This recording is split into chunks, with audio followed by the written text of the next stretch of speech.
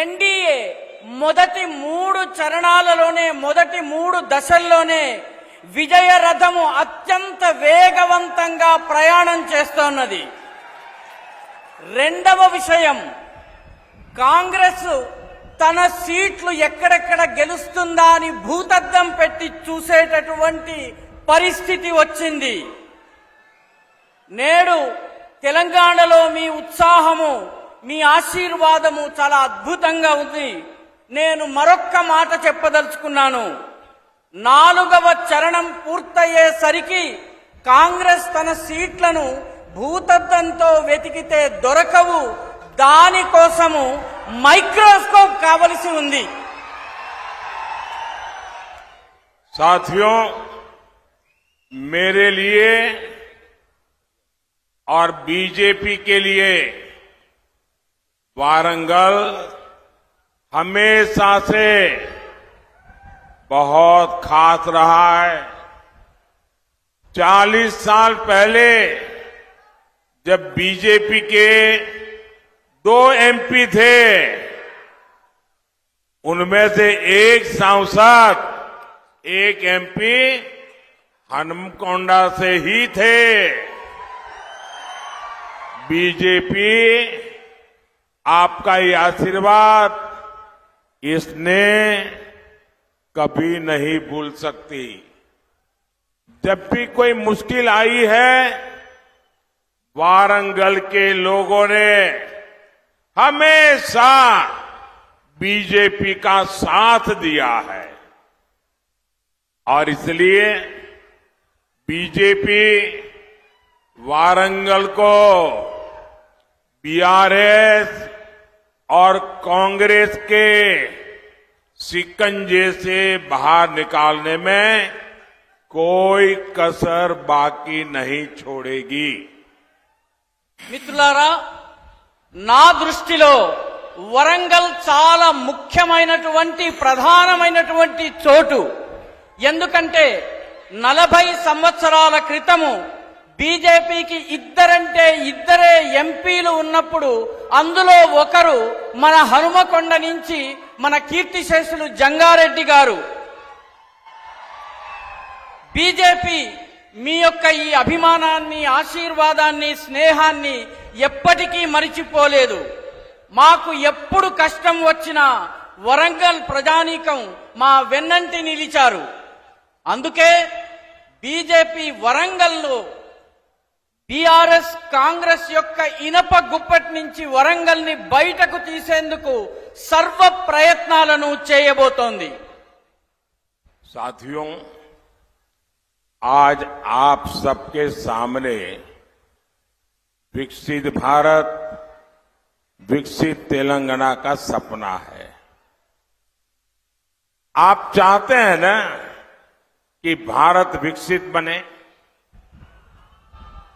आप चाहते हैं ना भारत विकसित बने? आप चाहते हैं ना भारत विकसित बने? आप चाहते हैं ना भारत की साख पूरी दुनिया में आगे बढ़े? आप चाहते हैं ना? आप चाहते हैं ना कि आपके बच्चों का भविष्य उज्जवल हो? आप चाहते हैं आपके बच्चों का भविष्य उज्जवल हो? आजकल आप देख रहे हैं विश्व किस हालात से गुजर रहा है। दुनिया में हर ओर अस्थिरता है, अशांति है, संकट है।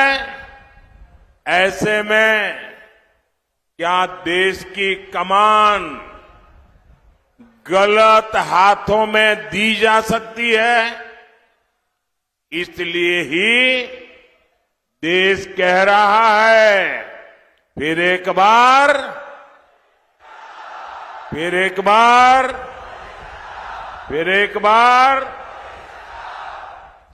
మిత్రులారా, మీరందరూ వికసిత భారత్, వికసిత తెలంగాణ కలను కంటున్నారు.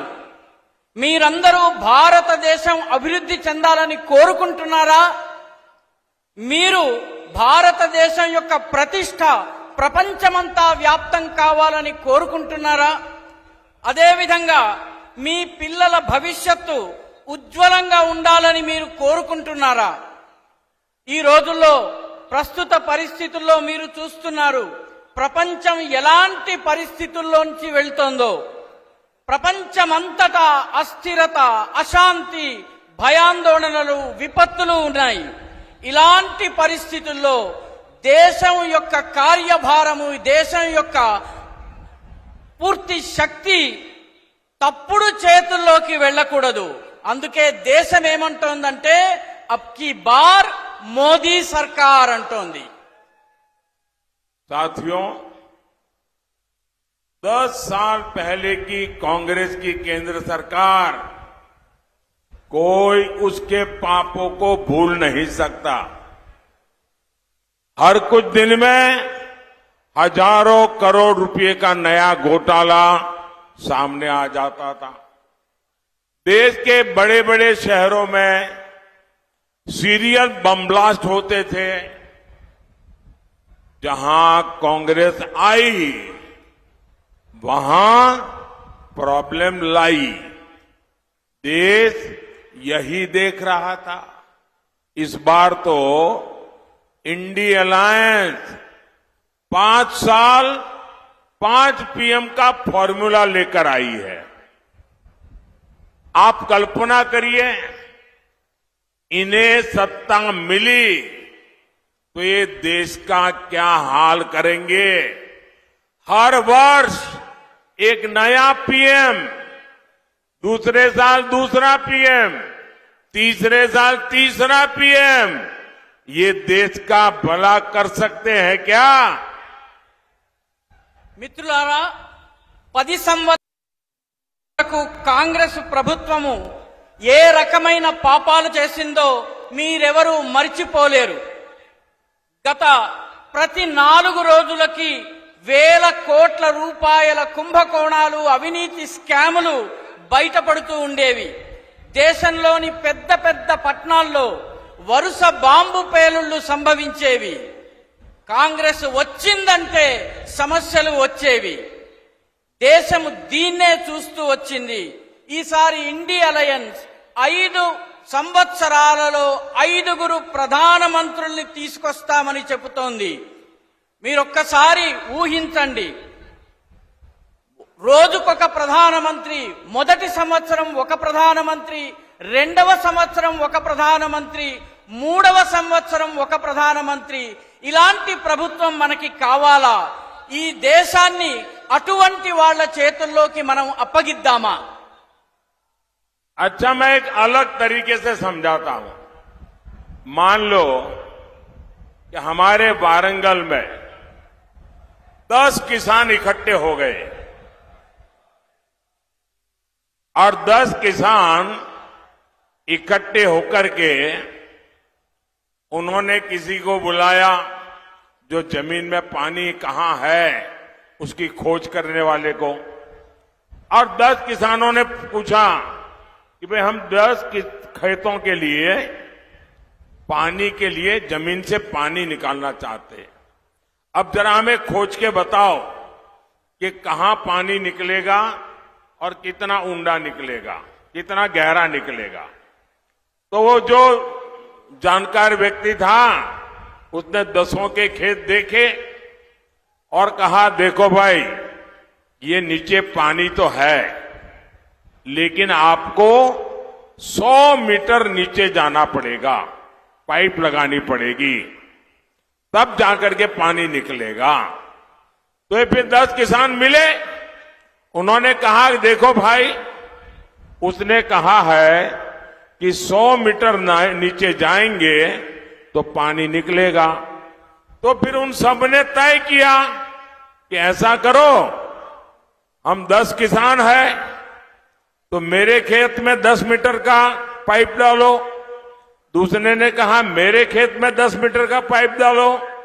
तो 10 ने कहा कि हमारे 10 खेत में 10-10 मीटर के पाइप डालेंगे तो 100 मीटर हो जाएगा। बताओ, इससे पानी निकलेगा क्या? దీన్నే మీకు ఇంకొక పద్ధతిలో అర్థం చేయించే ప్రయత్నం చేస్తాను. వరంగల్లో ఒక 10 మంది రైతులు ఉన్నారనుకోండి. ఈ 10 మంది రైతులు కలిసి తమ పొలాల్లో బోరు పైపు వేయించుకోవాలనుకున్నారు. వీళ్ళు ఒక నిపుణుడిని పిలుచుకొచ్చారు. ఆ నిపుణుడు మొత్తము పరిశీలించిన తరువాత ఇక్కడ 100 మీటర్లు లోపల తవ్వినట్లయితే మీకు నీరు పడుతుంది అని చెప్పాడు. అప్పుడు ఈ 15 మంది రైతులు ఒక్కొక్కరు నా పొలంలో 10 మీటర్లు, పక్కవాడి పొలంలో 10 మీటర్లు, ఆ పక్కవాడి పొలంలో 10 మీటర్లు, ఇలా 10 మంది పొలాల్లో 10 మీటర్లు గనక బోరు తవ్వినట్టయితే 100 మీటర్లు అయిపోతుందని అన్నారు. ఇలా చేస్తే నీళ్లొస్తాయా? కాబట్టి ఈ రకమైనటువంటి ప్రభుత్వం మనకు వద్దు అని చెప్తున్నారు. अब बताइए, ये कहते हैं कि हर पार्टी का एक एक प्रधानमंत्री, हर वर्ष एक एक प्रधानमंत्री, जैसे उस किसान का बेचारे का पानी नहीं निकला, ये देश का भी कुछ भला नहीं कर सकते. కాబట్టి ప్రతి పార్టీకి ఒక్కొక్క ప్రధానమంత్రి ఉన్నట్లయితే ఈ దేశం యొక్క భవిష్యత్ ఏమవుతుంది? ఏ రకంగానైతే ప్రతి పొలంలోనూ 10 మీటర్లు బోరు పంపు వేస్తే నీళ్లు రావో, అదే రకంగా ఒక్కొక్క పార్టీకి ఒక్కొక్క ప్రధానమంత్రి, ఒక్కొక్క ఏడాదికి ఒక్కొక్క ప్రధానమంత్రి ఉంటే ఈ దేశం బాగుపడుతుందా? साथियों, कांग्रेस झूठ की कितनी बड़ी मास्टर है, तेलंगाना से बेहतर कौन जानेगा? मैं आपसे पूछता हूं, कांग्रेस ने अपनी सबसे बड़ी नेता के जन्मदिन से पहले किसानों का कर्ज माफ करने का वादा किया था. इन्होंने झूठ बोला कि नहीं बोला? अब ये लोग 15 अगस्त तक अपने वादे टाल रहे हैं, क्या कि लोकसभा का चुनाव खत्म हो जाए फिर वो हाथ ऊपर कर दे. क्या ये आपसे धोखा नहीं है? आपकी भावनाओं का अपमान नहीं है? ये लोग वेमुलावाड़ा के भगवान राजन्ना की सौगंध खा रहे थे और ये तो सनातन को गाली देने वाले लोग हैं. सनातन को गाली देने वालों की सौगंध, इसका कोई भरोसा कर सकता है क्या? మిత్రులారా, కాంగ్రెస్ ఎంత అబద్ధాల కోరు అన్నటువంటి విషయము తెలంగాణ ప్రజలకు తెలిసినట్టుగా మరెవ్వరికీ తెలియదు. నేను మిమ్మల్ని అడుగుతున్నాను, కాంగ్రెస్ యొక్క అతిపెద్ద నాయకుడి పుట్టినరోజు నాడు రైతుల యొక్క రుణమాఫీ చేస్తానని చెప్పి వాగ్దానం చేసింది. అబద్ధం చెప్పిందా లేదా? ఇప్పుడు 15 ఆగస్టు వరకు ఈ వాగ్దానాన్ని వెనక్కి తోశారు. లోకసభ ఎన్నికలు అయ్యేదాకా ఆగి ఆ తరువాత చేతులెత్తేయబోతున్నారు. ఇది మిమ్మల్ని మోసం చేయడం కాదా? మీ మనోభావాల్ని దెబ్బతీయడం కాదా? వీళ్ళు వేములవాడ రాజన్న మీద ప్రతిజ్ఞ చేస్తున్నారు, ఒట్టు పెట్టుకుంటున్నారు. కానీ మరొక వైపు సనాతనాన్ని తిడుతున్నారు. సనాతన ధర్మాన్ని తిట్టేటటువంటి వాళ్ళు పెట్టేటటువంటి ఒట్టుని ఎవరైనా నమ్మగలరా? साथियों, कांग्रेस ने तेलंगाना आंदोलन में बलिदान देने वालों के परिवार को पेंशन देने का वादा किया था. कभी भी वो वादा पूरा किया क्या? कांग्रेस ने 250 स्क्वायर यार्ड जमीन देने के लिए कहा था. आप बताइए, जमीन मिली क्या? कांग्रेस ने महिलाओं को हर महीने 2500 रुपीज देने का वादा किया था. आज तक यहां की महिला इसका इंतजार कर रही है. यहां तेलंगाना में पावर कट इतने ज्यादा बढ़ गए हैं कि लोगों का जीना मुश्किल हो गया है. ऐसी विश्वासघाती कांग्रेस क्या आपका भला कर सकती है? మిత్రులారా, కాంగ్రెస్ పార్టీ తెలంగాణ కోసం బలిదానం చేసిన వాళ్ళ కుటుంబ సభ్యులకి పెన్షన్ ఇస్తానని వాగ్దానం చేసింది. ఆ వాగ్దానం పూర్తయిందా? అదేవిధంగా కాంగ్రెస్ 250 గజాల భూమిని ఇస్తానని చెప్పి కూడా, స్థలాన్ని ఇస్తానని చెప్పి కూడా వాగ్దానం చేసింది. ఆ భూమి లభించిందా? కాంగ్రెస్ మహిళలకు నెలకు 2500 రూపాయలు ఇస్తానని వాగ్దానం చేసింది. ఇప్పటికీ మహిళలు ఆ 2500 రూపాయల కోసం ఎదురు చూస్తున్నారు. ఇక్కడ తెలంగాణలో విద్యుత్ కోతలు, పవర్ కట్స్ ఎంతగా పెరిగిపోయినాయంటే ప్రజలకు ఈ గంట గడవడం కష్టమైపోతోంది. ఇటువంటి నమ్మక ద్రోహి అయిన కాంగ్రెస్ మీకు ఎలాంటి మేలు చేయగలదు? ఒక్కసారి ఆలోచించండి.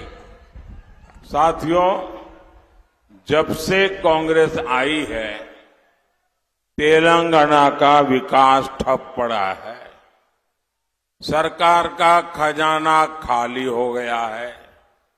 जरा बताइए ये पैसा कहां जा रहा है?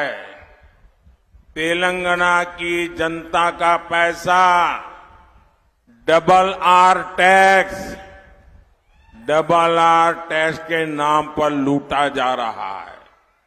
और यहां चर्चा है कि डबल आर टैक्स में एक हिस्सा पहले आर के लिए हैदराबाद जाता है, दूसरा हिस्सा दूसरे आर के लिए दिल्ली भेजा जाता है। మిత్రులారా, కాంగ్రెస్ ప్రభుత్వం అధికారంలోకి వచ్చినప్పటి నుంచి అభివృద్ధి పూర్తిగా ఆగిపోయింది. ప్రభుత్వం యొక్క ఖజానా పూర్తిగా ఖాళీ అయిపోయింది. మీరు చెప్పండి, ఈ డబ్బులన్నీ ఏమవుతున్నాయి?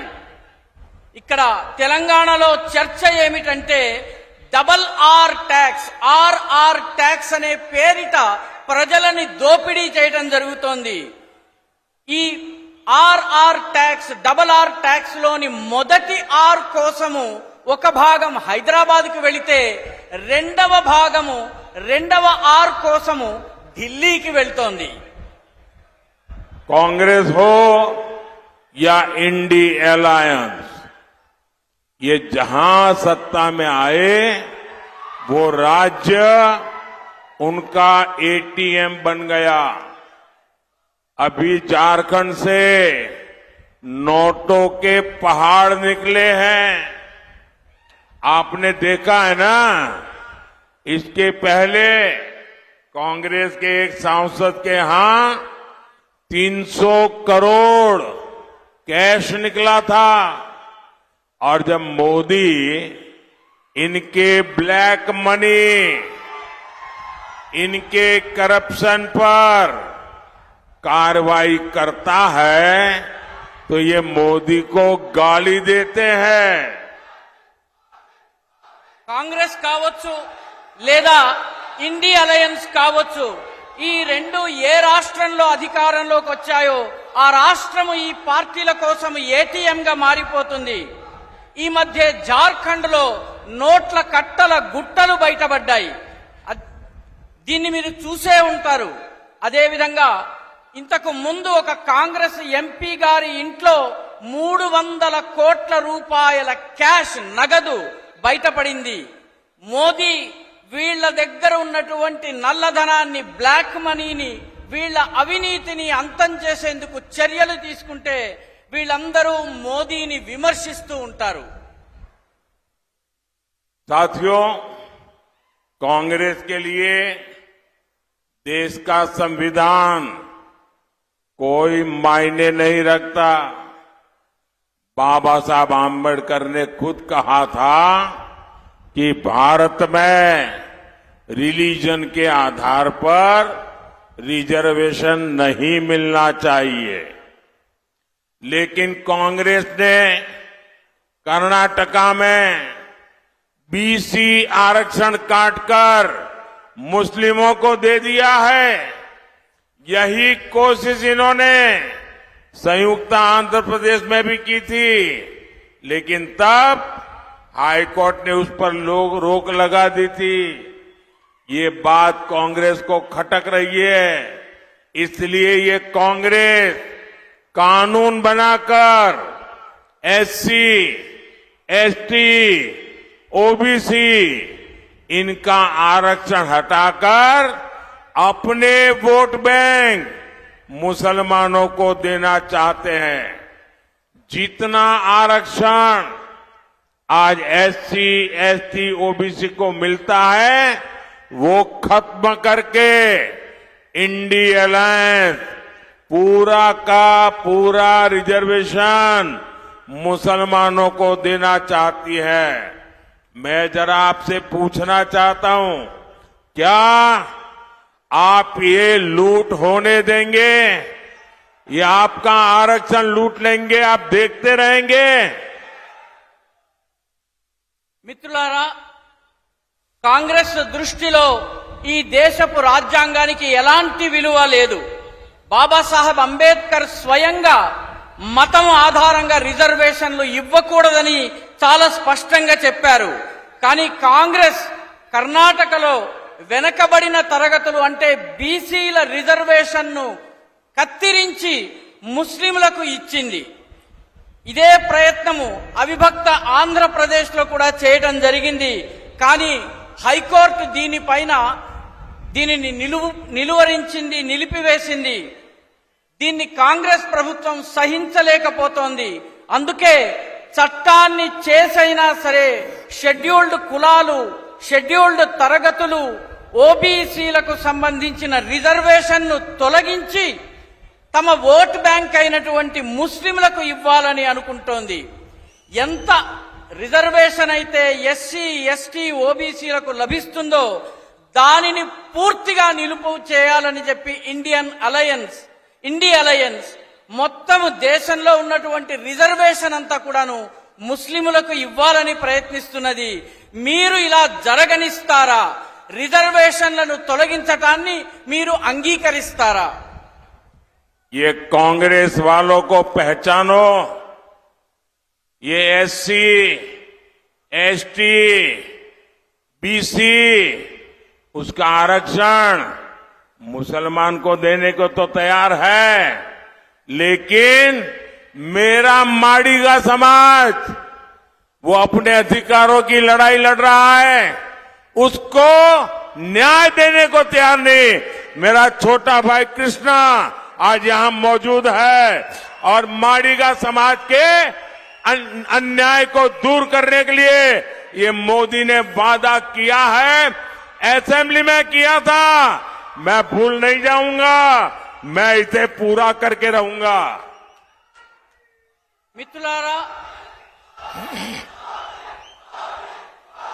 మిత్రులారా, కాంగ్రెస్ పార్టీని ఒకసారి గమనించి చూడండి.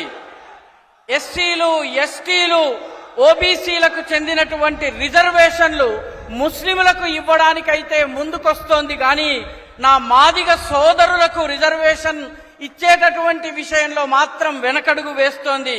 ఇక్కడ నా చిన్న తమ్ముడైనటువంటి కృష్ణ మాదిగ గారు ఉన్నారు. వారు మాదిగల కోసం పోరాడుతున్నారు. ఇప్పటి వరకు న్యాయం జరగలేదు. నేను వారికి న్యాయం చేస్తానని వాగ్దానం చేశాను. ఆ వాగ్దానాన్ని ఇప్పటి వరకు మరిచిపోలేదు, అమలు చేసి చూపిస్తాను. साथियों, कांग्रेस को एससी, एसटी, बीसी समाज के जो होनहार युवा हैं वो अपनी मेहनत करके जो प्रगति कर रहे हैं ना, ये कांग्रेस वाले उससे डरने लगे हैं। केंद्र सरकार ने तेलंगाना में सम्मक्का सरक्का ट्राइबल यूनिवर्सिटी बनाने का भारत सरकार का फैसला, लेकिन यहां की कांग्रेस सरकार इसको रोकने के लिए लगातार रोड़े अटका रही है। कांग्रेस सोचती है एससी, एसटी युवा आगे बढ़ जाएंगे तो शाही खानदान के बेटे बेटियों की कुर्सी कैसे मिलेगी? మిత్రులారా, కాంగ్రెస్ ఎస్సీ ఎస్టీ బీసీ సమాజంలో ఉన్నటువంటి ప్రతిభావంతులైనటువంటి యువకుల యొక్క అభివృద్ధిని చూసి భయపడుతోంది. కేంద్ర ప్రభుత్వం తెలంగాణలో సమ్మక్క సారక్క ట్రైబల్ యూనివర్సిటీని నిర్మాణం చేయాలని సంకల్పించింది. కానీ కాంగ్రెస్ ప్రభుత్వం దానికి ఇబ్బందులు తెచ్చి దానిని ఆపివేయాలని ప్రయత్నిస్తోంది. నిరంతరం ఇబ్బందుల్ని ఇక్కట్లను పెంచుతోంది. కాంగ్రెస్ ఏమనుకుంటోందంటే ఎస్సీ ఎస్టీ సముదాయాలకు చెందిన యువకులు గనక ముందుకొచ్చినట్లయితే ఈ పెత్తందారుల కుటుంబాల పిల్లలకు కుర్చీ దక్కకుండా అయిపోతుందన్నటువంటి భయం కాంగ్రెస్ పార్టీకి ఉంది. साथियों, बीआरएस की सच्चाई भी एसटी, एससी, बीसी समाज को धोखा देने की और अपीजमेंट की है। बीआरएस ने 2014 में आपसे वादा किया था कि वो सरकार में आई तो दलित सीएम बनाएंगी, और सीएम कौन बना था?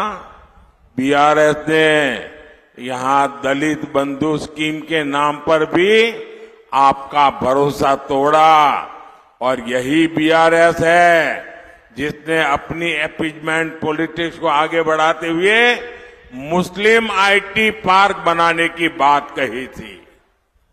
మిత్రులారా, బీఆర్ఎస్ యొక్క వాస్తవాన్ని కూడా తెలుసుకుందాం.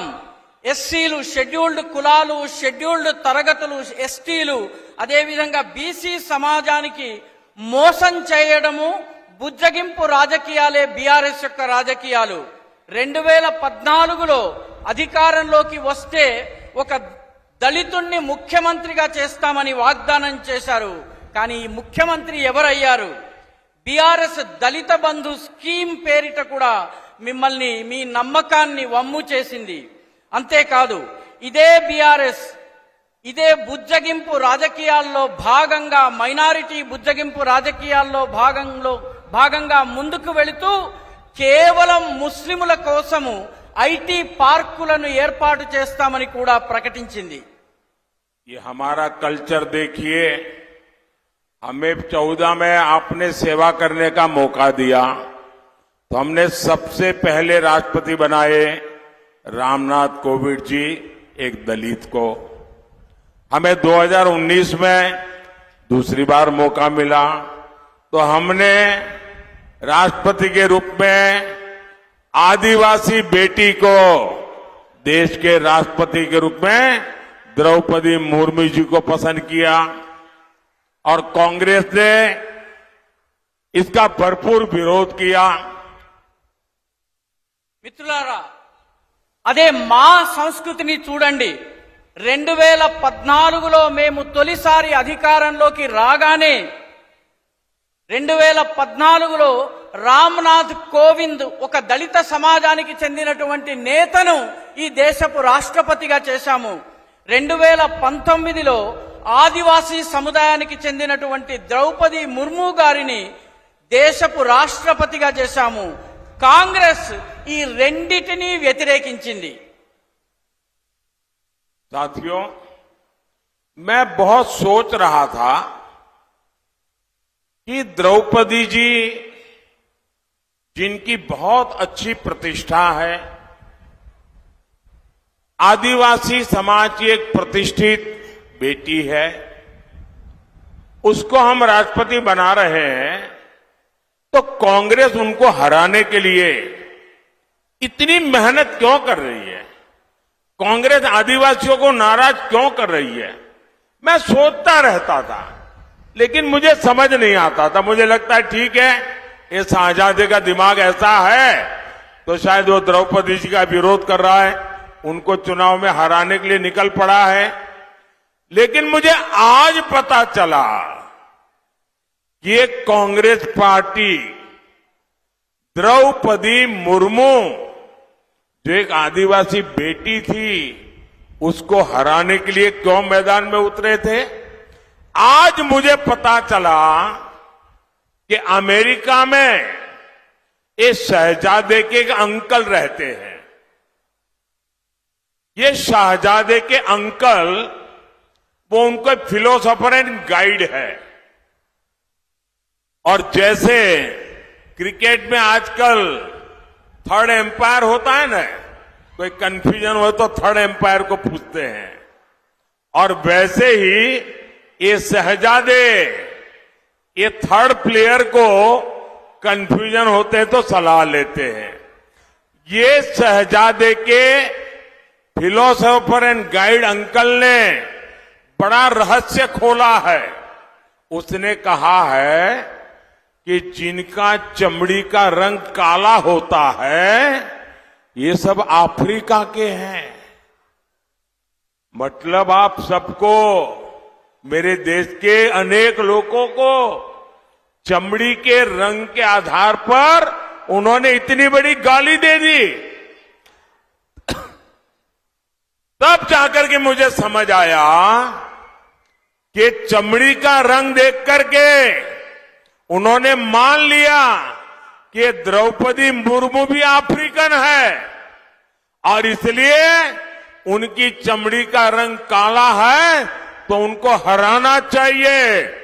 ये सोच आज पहली बार मुझे तो पता चला कि ये दिमाग कहां काम कर रहा है इनका, ये देश को कहां ले जाएंगे।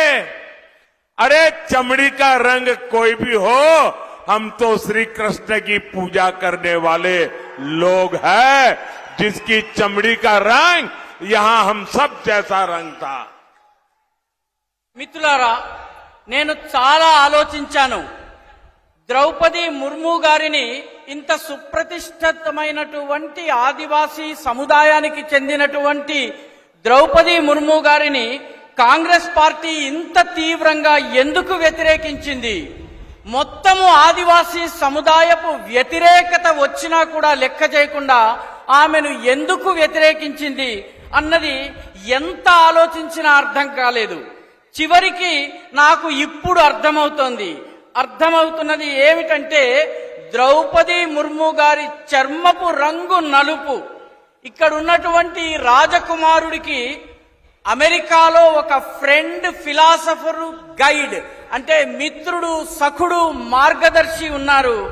ఆయన ఈ అంకుల్ ఎవరైతే అమెరికాలో ఉన్నారో ఆయన ఈ మధ్య ఒక మాట చెప్పారు. చర్మము రంగు నల్లగా ఉన్న వాళ్ళందరూ ఆఫ్రికన్లు అని చెప్పారు. మీరంతా మీ చర్మము రంగు నల్లగా ఉంది అంటే మిమ్మల్ని అందరినీ కూడాను ఒక పెద్ద తిట్టినట్టుగా, చాలా అవమానకరంగా మాట్లాడినట్టుగా మీరు భావించాలి. నాకు అర్థమైందప్పుడు చర్మము రంగుని బట్టి ద్రౌపది ముర్ము గారిని కూడా ఆఫ్రికన్ అని ఆయన భావించారు. అందుకే ఓడించాలని చెప్పి ఆయన బోధించారు. ఈ మెదడు ఎక్కడిది, ఈ ఆలోచన ఎక్కడిది అన్నది మనం అర్థం చేసుకోవాలి. చర్మపు రంగు నల్లగా ఈ దేశంలో చాలా మందికి ఉంటుంది. భగవాన్ శ్రీకృష్ణుడి చర్మపు రంగు కూడా